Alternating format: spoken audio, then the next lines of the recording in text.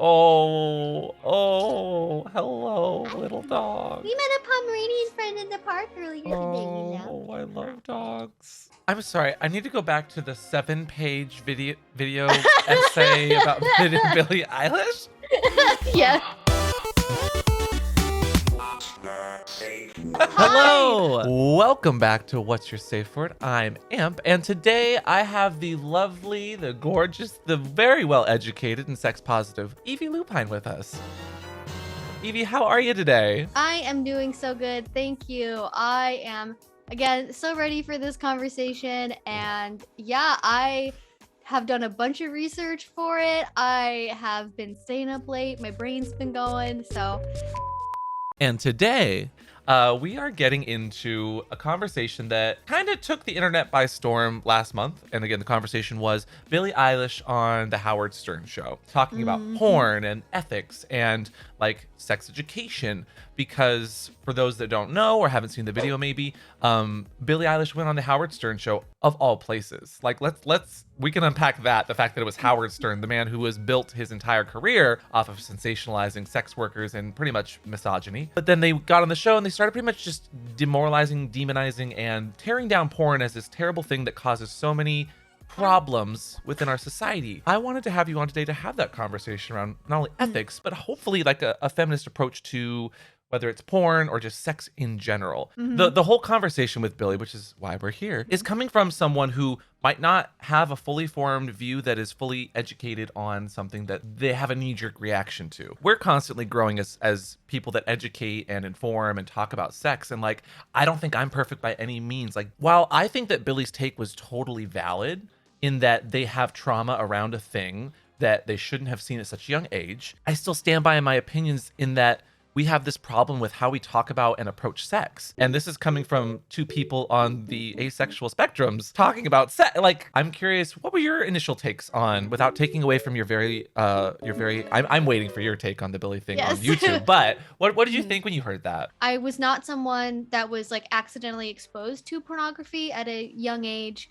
Again, I'm asexual. Like, I did not have any curiosity about erotic imagery, the nude body. I can imagine that if I had been exposed to things in the way that Billie had been, I probably would have had a very initial negative reaction. And until I really got into educating myself and then eventually becoming an educator on the other side of that, I think by default, I would have assumed, based off of, sort of the knowledge that we have as a society about pornography, that of course it's degrading to women. And of course it's always really negative and bad and teaches people wrong things about sex. And like, I think that is a very like reasonable line of thinking to go down, unless you take the time to like really examine the larger framework. But I think there is that problem, like you were referencing in your own video, of treating porn either like as an educational tool or not giving people the skills before they get to the point of watching porn to understand what they're looking at. Because when it comes to other media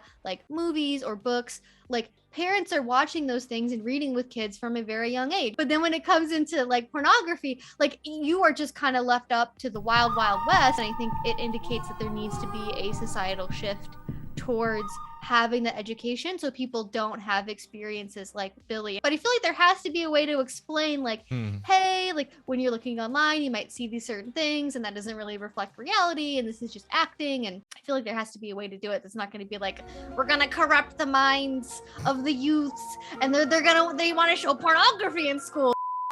Yeah, and I agree with you on all counts there. It's like porn literacy is a thing. Even then, as you said, there was already backlash from very conservative parents who are concerned that this is a bad thing for their kids to learn. But then at the same time, those same parents aren't having conversations with their kids. Porn is not the one place that kids see sex. Like there are entire like TikTokers that build their entire followings based off of like having fake relationships and clickbaiting, like dancing in bikinis and being topless in hot tubs. Like, that's a whole side of it. But that's not the problem. It's the porn. I do kind of want to just quickly go over like what ethical porn is. In the definition of what ethical porn is, it's just defined as something that is legally, respectfully made with the rights of performers and the workers of the people making it in mind. Good working conditions. It's showing both fantasy and real world scenarios and celebrates a diversity of whether it's sex or identities. I did appreciate one person saying, "Is that just lawyers that have sex?"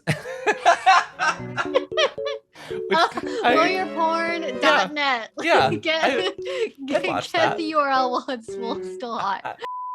Ethical porn is very different from just your run-of-the-mill, easy to access free porn on some sort of tube site. That's generally where a lot of people like Billy, whether it was intentional or not, somewhere around 80% of all kids under the age of, or around the age of 14 by 14 have seen porn in some way, shape, or form, whether they meant to or not. You know, with the lack of actual sex education, we see that as a form of education, which is not okay. And that's where we get to these ideals that all porn is bad and damaging. That is a completely different world from like self-made pornography that's on like these boutique like pay sites. And especially in a conversation about ethical porn, is like you can have a restaurant that's like a farm to table local co-op versus like, you know, Chick-fil-A or whatever. They're all restaurants. It's all part of the food industry, but we don't talk about Chick-fil-A like it's the same as like a local farm to table co-op, even though they're both in the food industry, right? Which starts this conversation and then follow-ups of like, is BDSM porn ethical? Like, ethical porn can include kink. But again, instead of asking like, is specific type of porn ethical, you should be asking about who's making it and what is the target audience or intent of the porn. Ethical porn, at least to me and to many other pornographers who create this stuff, is people that are being consensual and being enthusiastically consenting within the stuff. They're being transparent about why, how, and who's making it.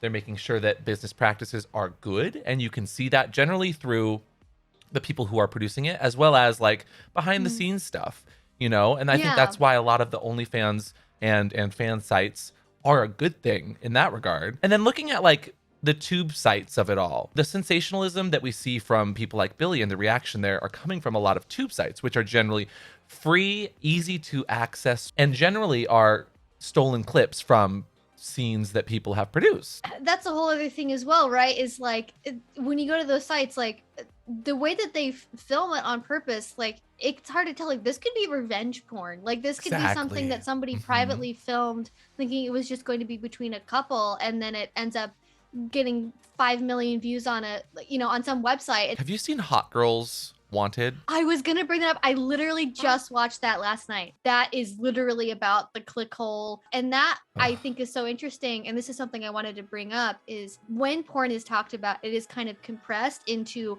the pornography industry, and then you have like the people that are, in my opinion, genuinely in a predatory way, looking for models on Craigslist that are 18, flying them to a different state without their parents' knowledge, then telling them that they're doing porn, or telling them after they bought the plane ticket, or kind of at a place where they've already got the foot in the door, you know, which is like a literal psychological technique that people use on purpose to get to that point, because if you were just advertising porn, they probably wouldn't have responded to the ad. Getting paid $500 a shoot, with no benefits, no union, no anything, and then like getting burnt out in 3 months because the second shoot they do is like a forced vomiting like scene that they were like, I have to do it for money because I need to pay rent, and if I say no, like no one's gonna hire me again. Like that is the part that's troubling to me, is the way the infrastructure works. Is if you are going to be exposed to porn as a kid because you're curious and you're like, oh my god, what's that, like it's going to be the worst possible clickbait, like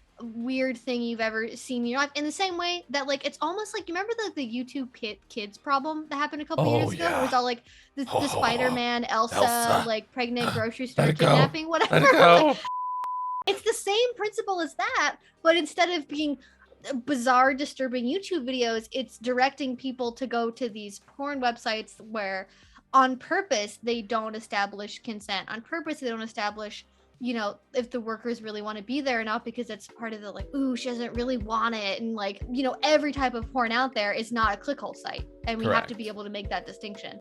Well, and to that degree, like back in my porn day, like when I did studio stuff full time, and again, this is coming from my perspective as a worker who was in the studio stuff. Pornhub sites, the tube sites, can be okay, can be good, and can provide ethical porn, but that's generally when you're coming from a person who, say, for instance, maybe I have a verified account on a Pornhub. I don't, but like, let's say, for instance, I do. Like, me posting clips of scenes that then provide people access to the full stuff that they can pay for isn't a bad thing. Like, it's like going to a Costco and getting a sample of, to use your food analogy, like getting a sample of a food. Maybe I just, that day, I just need a quick get off. I'm going to support, I'm following this person on Twitter and Instagram. I'm retweeting their stuff. I want a cute little scene today. And then later on in the week, I'm able to afford the full scene. I'm going to buy that. I'm going to consume it ethically, and I'm going to support the creator. Like, I want to be open to the option that you can still be ethical with your porn and not steal clips. Oh, I'll pay you an exposure. Well, no, that's a whole. Yeah, that's a whole. I think that's interesting about ethical is ethical could be. There's a lot of different lanes you could go down with that, because there are some people that ethical is what is being done in the porn. Right, because a lot of conversations, especially from people like Gwyneth Paltrow or Billie Eilish, right? It's about what's in the porn and women being degraded in porn, and not really having a complex conversation about what that means. But I do want to kind of go into your points on the feminist approach, because within the Billy stuff, like my own personal responses that I was getting from people was like, you don't believe in feminism because you are a man trying to mansplain or disregard Billy and their opinions. And again, throughout that entire video, I was like, I feel bad for Billy. I feel bad for her generation. I am empathizing so fucking hard. But porn isn't all bad. We love to go on the internet and provide absolutes, which is not how we have these conversations. And that's how Billy and Howard approached it. I would much rather approach it in this way, where we're like, there's bad porn that exists out there. There's bad places like Hot Girls Wanted that exist out there. But then there's also studios that make really good ethical porn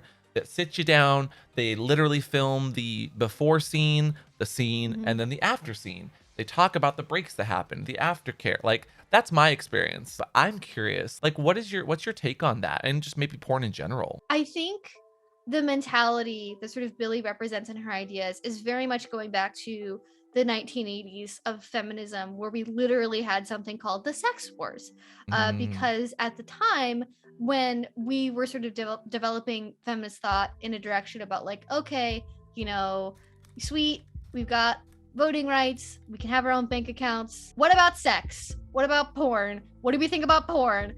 Originally, there were a lot of ideas that were just inherently very anti-porn, right? You know, political lesbianism, don't have sex with men, porn is very bad. This is called like sex critical or like sex negative feminism. And so women having sex with men is bad, is like the far extreme end of it. But then you have people that don't necessarily think that, but then are like, well, porn is made by men. Porn focuses on male pleasure. Porn is exploiting women as workers. But there's a lot of original thought that happened in that time period, where basically the solution is we should get rid of porn, because no matter what you do, it will always be unethical and exploitative. And even like lesbian porn is bad because that's still made with like the male gaze and everything like that. But then, thank God, there was eventually an alternative. And that's what I think is interesting about this, is people talk about feminism as this like singular path of thought where there's only one thing and it's the feminist thought. And eventually people came in and they said, well, actually, as long as the people involved are consenting to it and it's like a freely given, non-coerced choice, like that should be up for the individual woman. And it actually be anti-feminist to disallow women to make the choice to participate in those things. And that's sort of the idea that's trickled down into like, can BDSM be feminist? Can kinky sex be feminist? Like in general, not necessarily in a porn produced way, but in an individual relationship way. And so that's the conflict we had in the 80s, and it basically settled with that secondary sort of more choice feminism, more sex positive feminism. But now we're seeing this kind of reemergence of that more like sex critical feminist framework that has been reflected, I think, in either people that take Hot Girls Wanted and think it's about all porn, right? Or people like Billie Eilish who sort of assume, well, like, I had a negative experience with porn. The things I'm seeing in porn seem scary, and so therefore, like, porn is bad. And sort of having the thoughts. And men is bad. And men bad. There are always, I think, kernels of truth within a critique, but whether or not the action items that result from that critique are the correct thing to go with is a different conversation. But it's interesting because there are definitely like more female directors that have come up over the years compared to the 1980s, right? Where I think there is the possibility to access things that do look with the so-called feminine gaze. And sometimes we film things that aren't even like women aren't even in it. Like I think that oh there's my a God, whole like gay porn exists. Yeah. What? Hi, gay. as a gay person and pornographer person, like I hear this conversation and my mind usually goes to like, but what about the stuff that doesn't have women at all in it?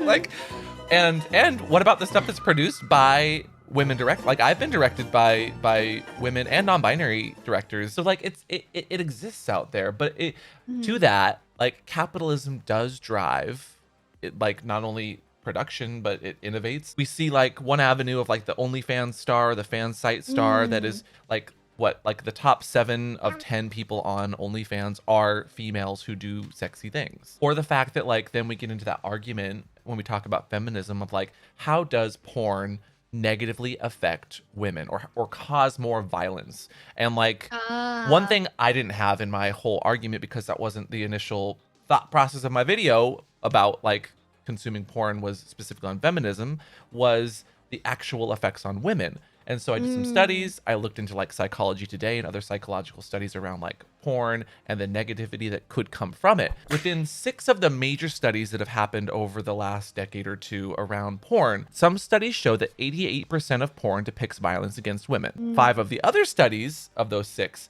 showed anywhere between 2% and 36% of porn is just objectifying and showing violence of women. Now, when we How talk, do you define violence? exactly. Like this is, of course, it's all perspective and how you look at violence. Because within a lot of those, BDSM every single time was violent, regardless of the consent being there. If any action was being done to a woman, whether consensual or not, it was depicted as violence. Now, how do we categorize that then? Like all these videos, you go on YouTube, you go on even Google, and you type in like effects of porn on women or violence against women. And if you see that it's coming from a religious or very conservative site, obviously they're going to heavily rely on that 88%. But then you look at, say, an educator or a sex positive person, maybe in our wheelhouse, and they'll look at the 2% and then go into the nuance. There's so much gray area, pardon the BDSM 50 Shades pun, but like I wish that people had more critical thinking. I totally validate the fact that Billy went through some trauma and had some bad porn experiences, but I also want to validate that like TV and like cop shows, for instance, on TV depict stories that are harmful to women and only show violence of women. But we don't hold those kinds of media, which is so much more accessible. We don't hold those to the same account because it's not sex, quote unquote, it's not sex related. Yeah, it's not intended TV. to titillate. It just does it on accident because it's allowed on TV. Porn became easily accessible, around like the 1997 or so because of the internet. And we like to harp upon the fact that easily accessible porn leads to more violence of women and more violence in general. But since 1997, we've actually seen a drop in 40% in actual assault rates when it comes to sex. So if porn was like the driving factor for assault, we wouldn't see that decrease generally, just to quickly and easily dispel those kinds of myths. Rather than looking at, again, the gray areas, we're jumping on the gun without actually looking at the stats. And like, I think it's important to talk about that as well. How are we ever going to have more diversity in anything if, you know, we can't give M&M's shorter heels? Oh my God! Oh, not this. Outrage about it. The S and M&M of it all.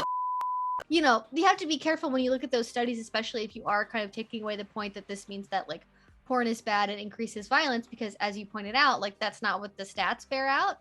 And I'm sure, you know, there could be arguments to be made that like, oh, police departments have this incentive to like fudge numbers, but like 40% is kind of a lot. That's not p hacking level of numbers. That's not sort of what people assume would happen is like, oh, because this mainstream porn that has choking in it or hair pulling or spanking or whatever, that happens, and so therefore it's going to cause actual violence. But I think the inverse argument could be made where actually having access to this kind of pornography allows people to you know, enjoy interest in a way where then they're not actually assaulting women in real life. I did look into like the scientists that looked into these studies, that did these studies, and there was actual this, I can't make this up. So Fight the New Drug is like this huge like war on porn.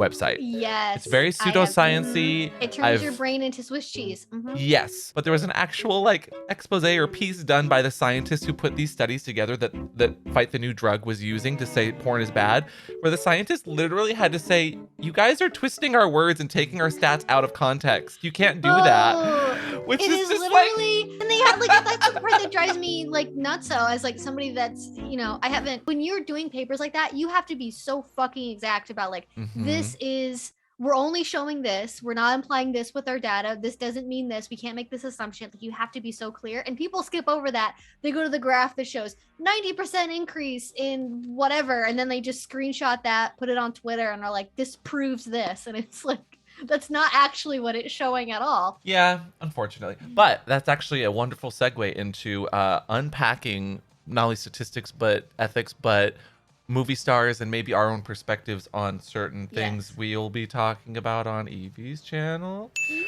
And also because we're coming up on time, so I don't want to keep you too long here. I do want to end today's conversation by, of course, first of all, saying thank you for your perspectives and just being open to the conversation. But I want to give people just like some last minute pointers on like how to ethically or consume or find ethical porn and maybe places to go for that. Sites like ethical.porn and a wonderful book called Revolting Prostitutes, which regardless of the name, it's a book from 2018 that analyzes and argues full decriminalization of sex work written by sex workers, looking at different countries and approaches to both criminalization, decriminalization, and the gray areas that exist in between. And then the last but not least, Make Love Not Porn is a wonderful website where actual people put in actual porn and they get cuts of what gets sold on the website. So Evie, thank you again so much for joining me here for this conversation. We're about to take a little potty break and then do a part 2, so please make sure you follow Evie.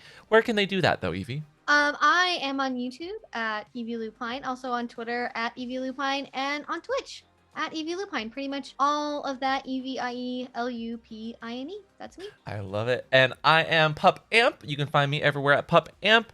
But this has been What's Your Safe Word, the sex education podcast. It's got a few kinks, and you can find us just about everywhere else at What's the Safe Word as well as on the YouTubes. And we will talk to you guys later. Bye. Okay, my dog's excited now. She's like, you said goodbye. That means you're done streaming. Oh. Cute. Oh, hello, little dog. We met a Pomeranian friend in the park earlier today, you know. Oh, I love dogs.